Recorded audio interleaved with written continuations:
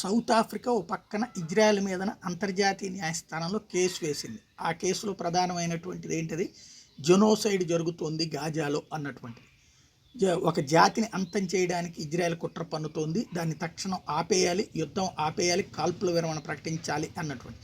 ఒకవేళ కనుక ఐసీజీ అట్లాంటి తీర్పిస్తే మేము కాల్పుల విరమణకి రెడీ అని మరొకవైపున హమాస్ తీవ్రవాదులు, హౌతీ తీవ్రవాదులు ప్రకటించినటువంటి సంగతి చూసాం. అయితే అట్లాంటి ఆదేశం ఏమీ ఐక్యరాజ్య సమితి ఇవ్వలేదు, ఐక్యరాజ్య సమితి అనుబంధ న్యాయ విభాగం ఇవ్వలేదు, ఏదైతే ఇంటర్నేషనల్ కోర్ట్ ఆఫ్ జస్టిస్.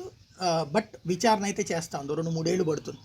ఈలోపుగా కొన్ని దేశాలు, జర్మనీ లాంటి దేశాలు కావచ్చు, అమెరికాకి సంబంధించినటువంటి కొంతమంది కాంగ్రెస్ సభ్యులు కావచ్చు, తమ వాదనలు వినిపించారు. అది జెనోసైడ్ కాదు, తమని తాము రక్షించుకునే సార్వభౌమాధికార పరిరక్షణ అన్నటువంటి. ఇప్పుడు ఆఫ్రికా ఖండంలోనే ఉగాండా ఐక్యరాజ్య సమితిలో ఇజ్రాయెల్కి అనుకూలంగా వాదించింది. ఒక దేశం మీద దాడి చేస్తే, ఆ దేశ సార్వభౌమత్వాన్ని దెబ్బతీస్తే, ఆ దేశ పౌరుల ప్రాణాలు తీస్తే ఆ దేశానికి ఆ హక్కు ఉంది, రిటాలియేషన్ చేసేటటువంటి హక్కు అన్నటువంటి పాయింట్తో ఇటు పక్కన ఇజ్రాయెల్కి సపోర్ట్ చేసింది.